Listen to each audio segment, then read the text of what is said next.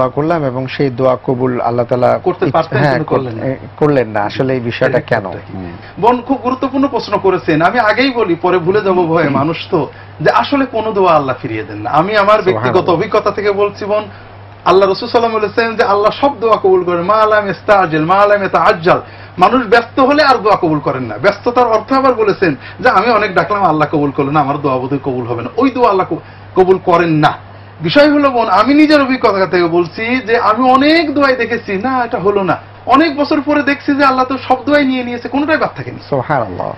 এবার আমি প্রথম কথাটা বলি, রাসূলুল্লাহ সাল্লাল্লাহু আলাইহি ওয়াসাল্লাম বিভিন্ন হাদিসে বলেছেন যে বান্দা যখন দোয়া করে আল্লাহর কাছে, আল্লাহ সেই দোয়া কবুল করেন, তবে তার উত্তর দেন তিন পথের এক পথে। হয় যেটা চেয়েছেন ওটাই দেবেন, অথবা ওর বদলে অন্য কোনো অকল্যাণ অমঙ্গল রোধ করে দেবেন, অথবা এই দোয়ার বিনিময়ে জান্নাতে তার জন্য বড় নিয়ামত রেখে দেবেন। সুবহানাল্লাহ। বোন, আল্লাহ আমার জন্য কোনটা চেয়েছেন আমরা জানি না। এছাড়া আমরা যখন একটা বিষয় চাই, একটা মানুষ বিবাহ চাচ্ছে একটা ছেলেকে বা মেয়েকে, মনে করছে এটাই ঠিক, আমরা তো গায়েব জানি না, কিন্তু ওই বিবাহ হলো না, অন্য জায়গায় বিবাহ হলো, দেখা গেল সে ভালো আছে। আসলে কোনটা ঠিক কোনটা বেঠিক আমরা অবশ্যই জোর দিয়ে আল্লাহর কাছে চাবো যে আল্লাহ আমাকে এটা দিতেই হবে। তবে আপনি হতাশ হবেন না, এই কথাটা কখনোই মনে করবেন না যে অনেক চেয়েছি আল্লাহ দিল না।